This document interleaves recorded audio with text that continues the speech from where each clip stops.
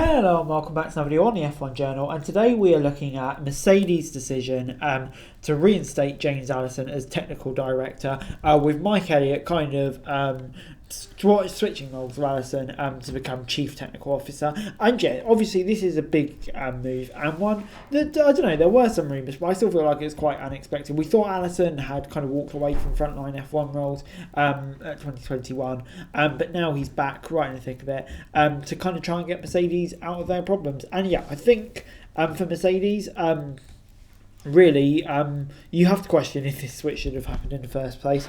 But I mean, yeah, if it was what Allison wanted to do, it's what he wanted to do. But ever since then, things just maybe haven't gone quite right. Mike Elliott's first car 2022, obviously, at the start of the year, it was heavily affected by bouncing and issues like that. You thought there was underlying pace in there, but it turned out, no, it just turned out to be a slow car. Mercedes stuck with that zero pod concept for this year, arrived at Bahrain, and by first qualifying it was scrapped. It was even further off the pace.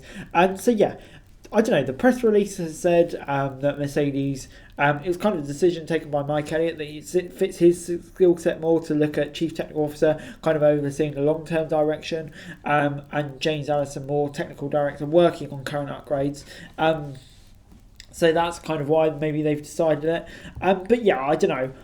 Is that just a way of masking it and saying that Mercedes have messed up for a second year and it's time for changes to be made? I don't know. I think partly. I think it is partly true because Mike Elliott, I mean, you have to look at his record. He was been at Mercedes throughout the glory years. He's designed some brilliant cars. He was head aerodynamicist for the W11, the famous 2020 Mercedes car, 2014 Mercedes, 2015 Mercedes, 2016 Mercedes. You know, a lot of that was built off how good the engine was. But, I mean, also, that car wasn't going anywhere with a good aerodynamics and all of that. So yeah, it's clear Mike Elliott is a very skilled engineer. So it is key why Mercedes wants to keep him in their business. No blame culture as well. But yeah, James Allison, just the stature, what he's achieved in S1, probably second only on the current grid's wagering Nui. It just made sense for Mercedes to bring him back when they are in trouble and they need it.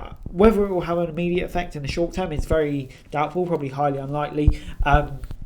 Because, you know, development paths all been locked in. I mean, Allison, I'm sure maybe we'll have some new ideas, maybe we'll have some differing opinions, but I think more it will affect the 2024 Mercedes car, and the car that probably you'd say that they hope the 2023 car would be, in terms of title challenging and contending with Red Bull. And yeah, for Mercedes, that's got to be the focus now. And I think having Allison back with all that he's achieved, the way he clearly worked with the engineers before, and using his expertise back in the full-time row, working 5 days a week, probably with less involvement in other projects he was working on, like the America's Cup, and letting Mike Elliott stick to his sales seats of more the long term, earning a managerial role, which he's kind of, you have to say, he's out, working his way up through the ranks at Mercedes. It just feels like a good move and is impressive.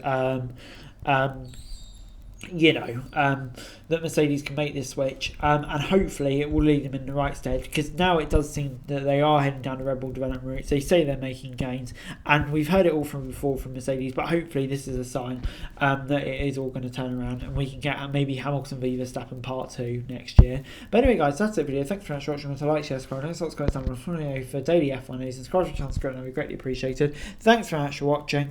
Peace out.